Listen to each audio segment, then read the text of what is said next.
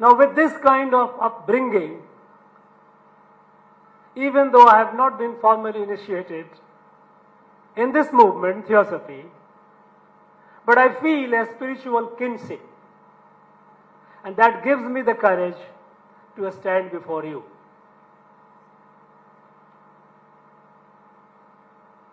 I would like to pay my deepest and most profound homage to the pioneers of this movement, H.P. Blavatsky and H.S. Scott and others. Those, the pioneers who seeded the idea of a movement nearly 150 years ago. They did it at a time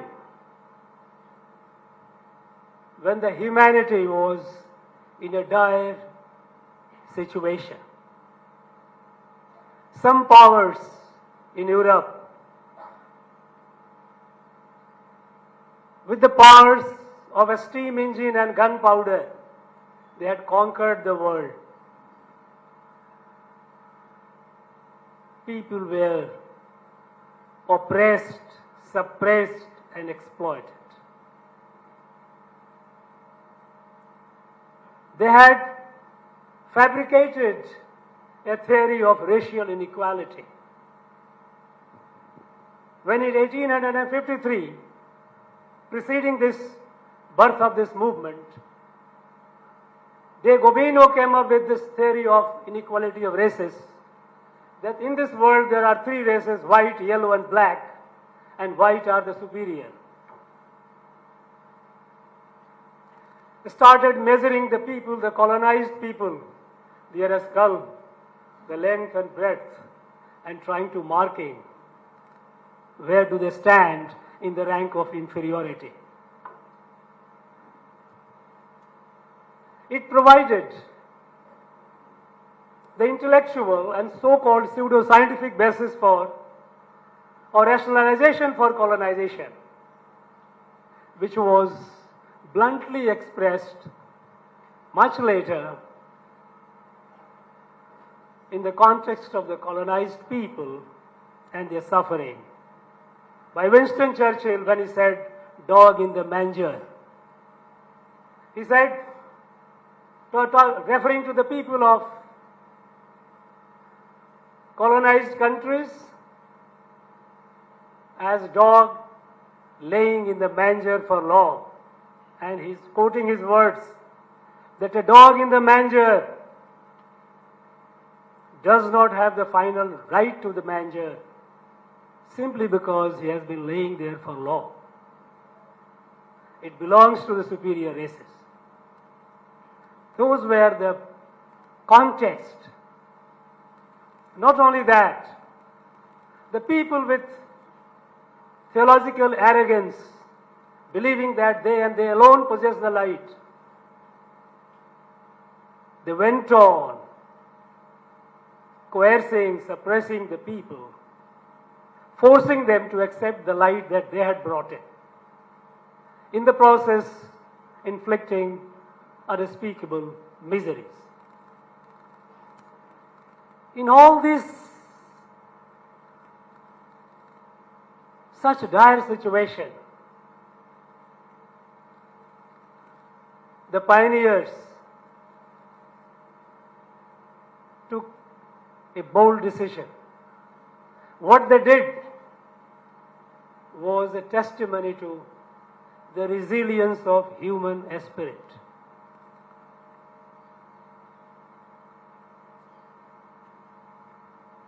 Human spirit might be small, might be puny, but it is inextinguishable. It is inexhaustible. Whatever be the suppression, it lives, it survives, and it encourages others. Much later, after the Second World War, when the world had witnessed the most devastating miseries inflicted upon the people, where millions and millions had perished in the war. Humans had witnessed the destructive power, unimaginable destructive power, the nuclear power in the hands of human beings, and the kind of devastation it had unleashed. And when the world was sandwiched between two nuclear superpower, each of them saber rattling all the time, and the rest of the world was sandwiched, helplessly and helplessly watching, and perhaps praying to avoid the doomsday. Because the doomsday narrative had become the mainstream narrative. In that background, I reminded to recall the writing of William Faulkner, the Literature Nobel laureate, when he said, and I quote, I believe that when the last ding-dong of doom has clanged and faded from the last worthless rock, in the last red and dying evening, even then there will still be one more sound, that of man's puny, inexhaustible voice talking. Not simply because man among the creatures alone has the inexhaustible voice, but because man has a soul, a spirit which is capable of compassion, sacrifice, and endurance. Unquote. This resilience of the human spirit, and this is what this society, its founders, and those who have been carrying it forward, they represent, howsoever small they might be in number. Friends, how is the situation today?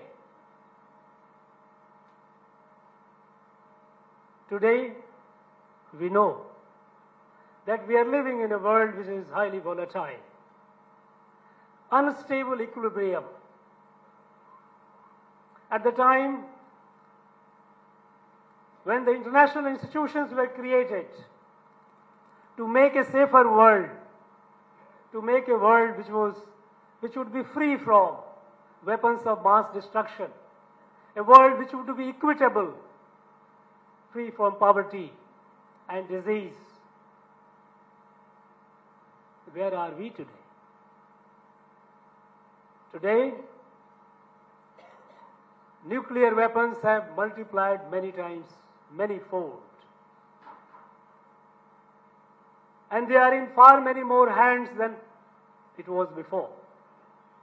Each one of them having enough a stockpile to destroy this world many times over.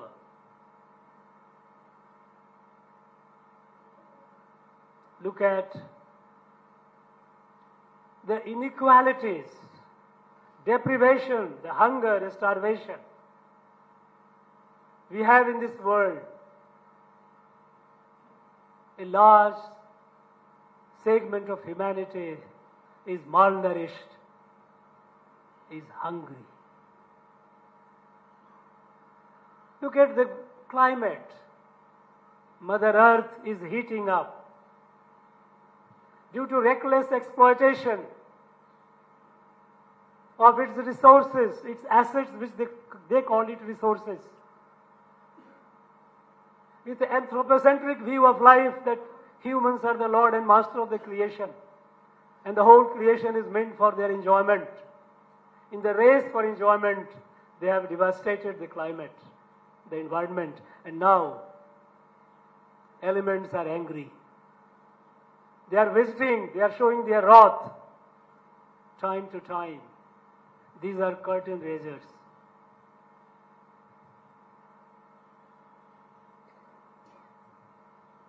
If you look at the technologies, now the latest advancement in technology, they are trying or they are asserting to deny the very existence of human agency. They say machine will replace the humans not for doing the work, but even as humans themselves. They will be thinking, they will have consciousness, they will be super intelligent, far more efficient. The very definition of human being, the meaning of human being is being questioned, and questioned with arrogance, so-called scientific arrogance. This advancement are further increasing the asymmetry in wealth and power. This unstable world, where is it heading? Is it sustainable? I don't think so. Then, what is the way forward?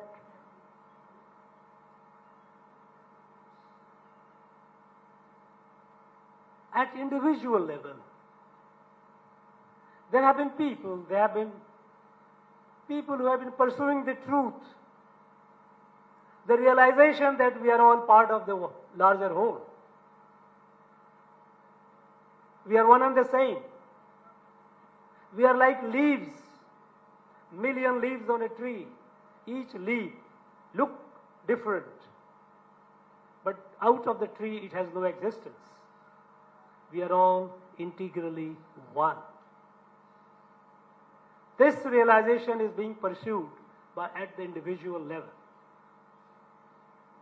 This incremental work in progress of realization of truth, is it enough? Is it going to save the world from the looming disaster? I think it has to be expanded.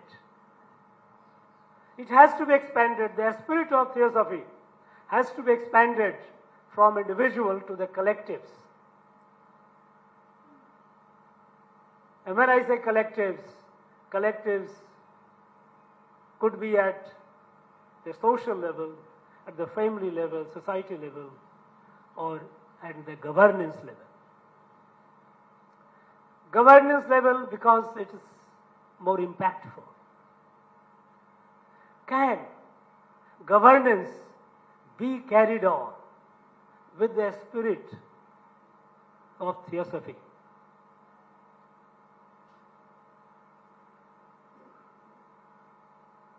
In our country, India, we have been conducting an experiment for the last 1 decade to bring that spirit in governance. And I would like to explain how it is being implemented.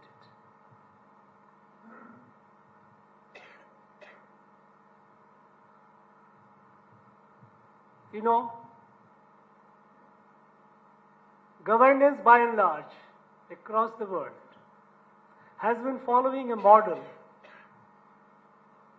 which had its intellectual and theoretical basis in what Jeremy Bentham had said, greatest good for the greatest number. The greatest good for the greatest number, the model of governance, it does not cater for all. There are people, there are segments who are left out.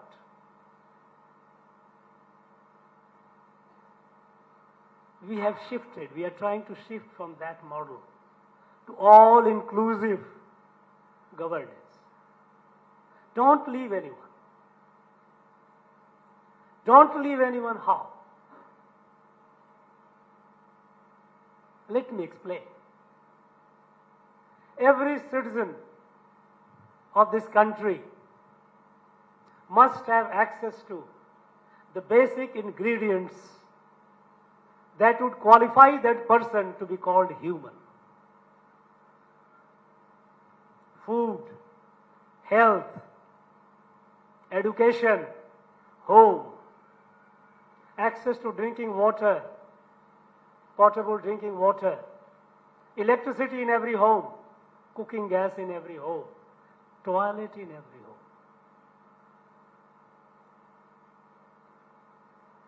Basics. Without any discrimination, every citizen must have all these basic ingredients. And this, our country has been able to achieve. Till about a decade ago, we had the dubious distinction of a country with almost 60% people going for open defecation. Many people had taken it as a cultural issue. But open defecation is not only linked with dignity and hygiene, but also with safety and security. Because the women folk had to wait till the sun downs to go out, and every time there was a threat lurking, threat safety. Within less than half decade, this country is now open defecation free. We have been able to ensure that through the model of governance, that all-inclusive governance, every home, every house must have a toilet. Every home must have electricity, almost saturation level. Every home must have potable drinking water. Every home must have cooking gas. The basics. Next, in our earlier model of development, model of governance, there were areas, even geographic areas, where people were left out. We had a hugely unequal situation. So much so that even in states which were relatively advanced, there were large pockets of deprivation. In our own state, which is one among the relatively advanced states of this country, we had several pockets of deprivation, of poverty, malnutrition. So, at the country level, to make this inclusive, that no one should be left out, identified all those districts which were relatively behind at different level, different degrees of backwardness. We identified nearly 120 districts. And in about a decade time, I am happy to share with you that many of them have come at par. Most of them have come at par with the special measures taken with the advanced districts in that state, and some of them have even overtaken them. But that's not enough. We go down to the granular level, because district alone is a very large entity. There within the district we have the small areas, blocks and panchayats, where you have deprivation, where you have poverty. Now we have from aspirational district to aspirational blocks, aspirational panchayats. All inclusive model of governance. From greatest good to the greatest number to all inclusive. This is not all. In our competitive electoral politics, smaller groups, smaller numbers are left out. For example, in my country, in our country, we have some tribal communities. We have a large tribal community, but among them, there is a set of people who are called particularly vulnerable tribal groups.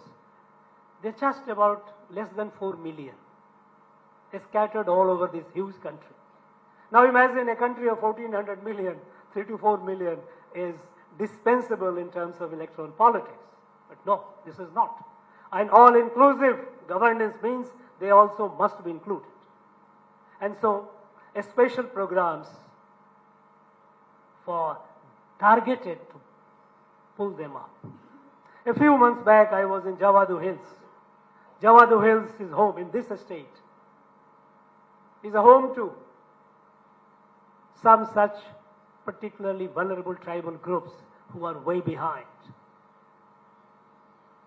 And I had the fortune to be part of the drive over a couple of days to enable them, each one of them, each household, to have the basic documents that would enable them to have the benefits and to be at par with others, like opening the bank accounts, having the Ayushman Bharat card for the health insurance, tribal identity cards, having Adhars so that direct benefit could be transferred to them without middleman eating away the money. This creation of the digital public infrastructure and the trinity of JAM, Jandhan, Aadhaar and Mobile has revolutionized the model of governance in this country, all-inclusive model of governance. When it comes to development, mostly we have been following across the world the GDP-centric model of development. Which countries, the country is developed if it is GDP is so many trillions. But we know that a very, very high GDP, the countries with very, very high GDP also have people who are homeless, people who have no access to medical care. We know their positions. It is not a fair and a humane way of development. So from the GDP-centric development to human-centric development. Human-centric development. Don't measure the GDP. Don't go by that. See whether every individual, every human being is rising to prosperity.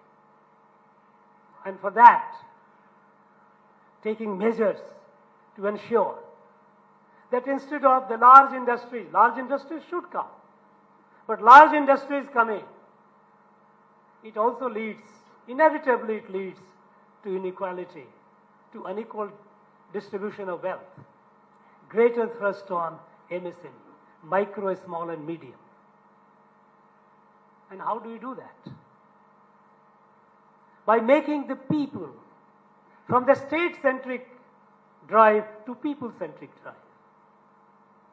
It creates a situation whereby the people, the individuals in the society becomes able to show his or her enterprise and prosper. Let me illustrate a case of my own state, Tamil Nadu. In our state, more than 1,50,00,000 people, more than 15 million people have taken Mudra loan. That means collateral-free bank loan up to 10 lakhs rupees. They don't have to bother about collateral security because everyone doesn't have. The poor people don't have something to offer to the banks.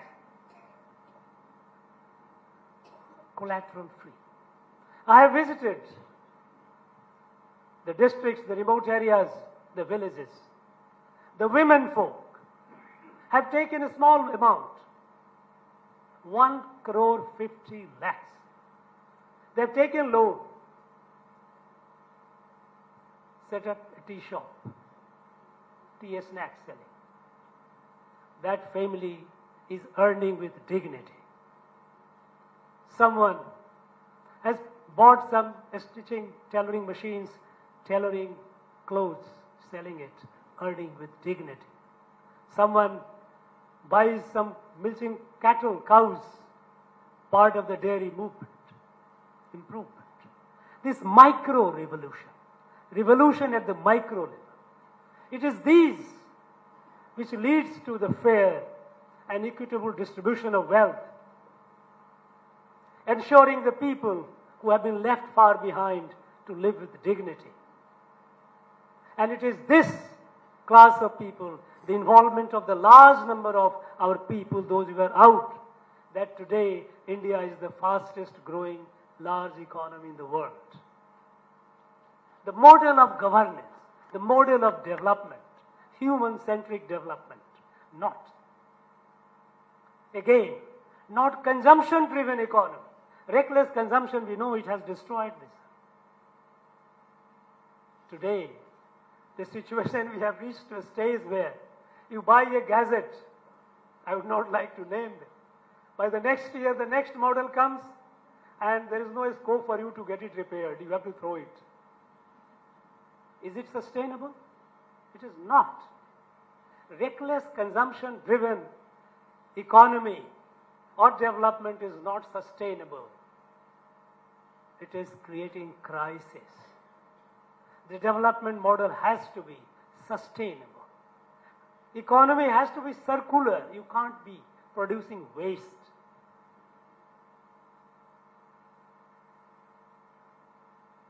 Friends, this model of economy and growth, where we don't rely on reckless consumption, but rather in a sustainable consumption in which production is through the enterprise of the people. You know, in COVID-19, when the COVID has struck the whole world, whole bunch of economists within the country and outside, they all advised the government, pump money, print notes and distribute, raise the consumptions. Let the people start consuming, production will start and economy will boom. No, we didn't agree to that. We don't believe in consumption, reckless consumption-driven economy because this is not sustainable. We did not.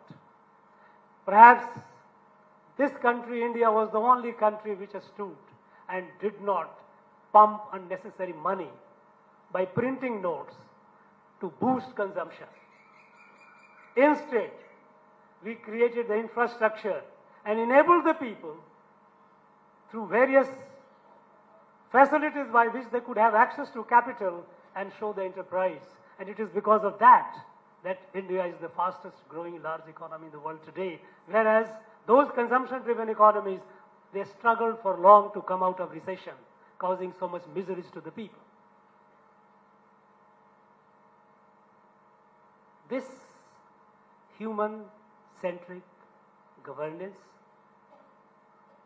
sustainable consumption-driven economy, circular economy, avoiding the waste, and adopting a lifestyle which is sustainable lifestyle which is necessary for a sustainable environment. All these you will see in yourself when I am speaking. This is all inspired by the spirit of theosophy, the well-being of the people, well-being of the last man.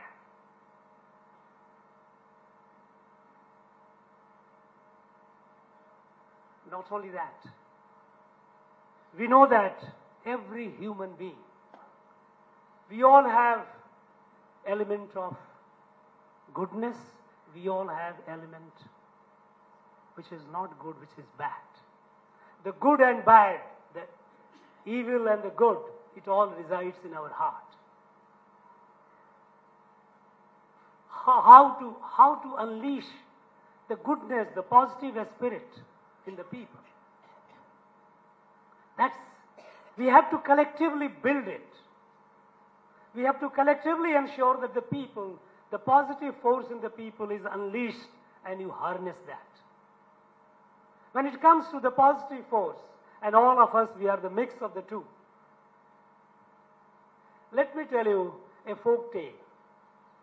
A folk tale in some variations I have heard among the tribal indigenous people of my own country in the Northeast. But what I read, which was more precise, more expressive, was a folk tale of Cherokee tribes, indigenous people of the United States of America. Among the Cherokees, there is a folk tale that The tribal chief's granddaughter, she had disturbed sleep for a couple of nights. She was not able to sleep because whenever she slept, she found two wolves growling, howling, with bare fangs, fighting, bleeding each other. She went and asked her mom, "Why is it that I am not able to sleep? It is so nightmarish." Her mom said, "Go and ask your grandpa, the wise old man. He would give you the answer." She went and asked, "Grandpa, I am not able to sleep because every night for last couple of nights, I am not able to sleep because in the sleep I see this fight. What is this?" And the wise old man said, "These two wolves are in each one of us, the good and the bad, and they are in constant battle." And then she asked, the little girl asked, "But who will win?" And then the wise old man said, "The one you feed. If you feed the good one will win. If you feed the bad one will prevail." That's the story. It is all of us, within all of us. So the question is how? How to build, how to raise the feed, the goodness in every heart. For that also, the model of governance that we are following is involve the people, encourage the goodness in every aspect. Take the case, everyone who does something good, if the person does something good to others, there is a sense of satisfaction. We launched a campaign which is ongoing to eradicate TB, tuberculosis, from this country. But we didn't keep it as only a government drive. We said a patient of tuberculosis also needs nutrition and all, which needs sustained nutrition because the treatment lasts for over a year. The government can give the medicine. What about nutrition? Sustained nutrition. Can people participate? So it was opened. Let people volunteer and adopt patients. And millions of people became a Nikshay Mitra, that is the friends of those people, and they are the ones who are sustaining it. This positive force. When cooking gas issue came and there was subsidy, it was said, people, if you can afford to give away your subsidy for the good of somebody else, because if you give up, somebody else, the needy, would get it. Millions of people gave up their subsidy. Millions. And that helped millions other homes where there was no cooking gas to provide. This goodness, by involving the people.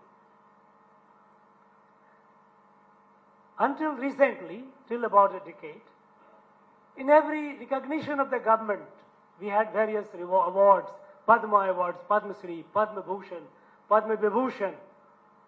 It used to be people who were celebrated.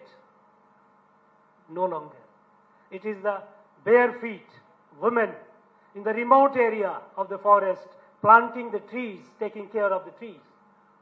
The man, poor guy, who has been disposing the unclaimed bodies, doing the final rites. People, there are numerous, countless unsung heroes in our society. We need to appreciate. In fact, when I came, I launched this scheme here. Annual award for doing excellent social service, individual and entities, both category. Social service and environment protection. I was amazed to see the large number of people, those who have been doing it silently. There is so much positive force. Build up. Recognize, appreciate, encourage. Let them be celebrated. It encourages others. Build this. Unleash the latent positive energy in the people and harness it. Prosperity comes. Happiness comes. Even in our international relations. We pursue a policy which is imbued with the policy, or rather the esprit, not policy, but esprit of theosophy. Our tagline is Vasudhaiva Kutumbakam. The world is a family. One world, one earth, one family, one future. One earth, one family, one future. That is the tagline, that is the philosophy that governs India's foreign relations. And that we have been trying to walk the talk. Take the case of COVID. When the COVID has struck, and nobody knew when this unknown beast would go, when some countries, advanced countries, made the vaccines, vaccine nationalism began. Many of them, they looked at it as an opportunity to make money, raising the price. They started hoarding vaccines more than they needed. But this country, when our scientists made the vaccines, even before we had reached the saturation, even before our people were all vaccinated, we started sharing the vaccine with the rest of the world, over 150 countries of the world, because we believe that the world is a family. Last year, when we had G20 presidency, we said, is it inclusive? How could a large African continent be out of it? We made it inclusive. African Union became part of it. World has to be inclusive, equitable. Only then it will be sustainable.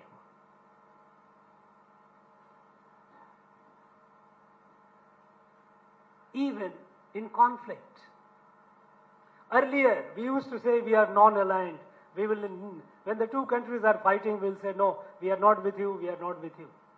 Now, indifference, aloofness is not a response, a desired response, a desirable response. We cannot. We are all integrally connected. If there is a distress somewhere, we cannot say that, no, I have nothing to do with you. Today we say, we have our policies, resolute rejection of violence as a means of conflict resolution. We don't agree at all. And we are equally disposed to all the parties, telling them firmly, looking into their eyes, no, what you are doing is wrong, rather than turning our face away as if the problem doesn't exist. We tell them, no, this is not. What you are doing is not right. And the result is, the countries are also building a trust in this country, that yes, you can perhaps play a role to bring the peace. What I'm all trying to say is, imbuing the governance with the spirit of theosophy is the need of the hour. If this world has to survive, and it must survive, if the human spirit, which is inexhaustible, if it has to assert, we have to take this beyond the individual to the collectives. And the experiment that we have begun in this country, a country which hosts about 20% of the world population, 1/5 of the world population, if this experiment succeeds, and so far it has been succeeding, perhaps it will be for the others to emulate, to follow. We have provided the alternative, where with due regard and due respect to the dignity of human spirit, we are working towards all-inclusive, equitable form of governance in society. That is what I mean when I suggested that theosophic governance is the future of the mankind. That's the way that there will be a sustainable world, where the climate will be preserved. Climate will know that the environment, the nature will no longer be viewed as a resource for us to for us to exploit it. But we are integrally connected, harmoniously, in balance, where we don't leave anyone left out because that person is poor or weak. Compassion is what makes us human. And this compassion has to reflect in the actions of the collectives. Every individual may not be able to achieve that or reach the level of evolution in the march of consciousness. But collectively we can create that environment where goodness prevails, where the people are not condemned to live a subhuman life. They are able to live with dignity, where they are able to assert themselves, the goodness in them, with pride. That is our future, sustainable future. Friends, thank you very much for patient listening. Thank you once again, Tim, for giving me this honor. Thank you very much.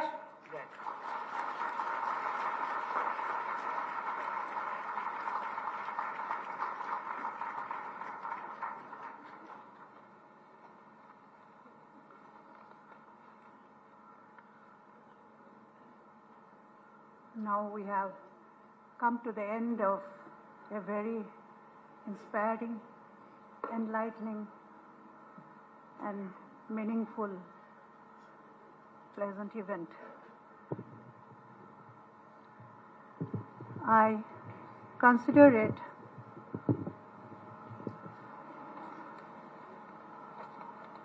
my privilege and pleasure to propose words of thanks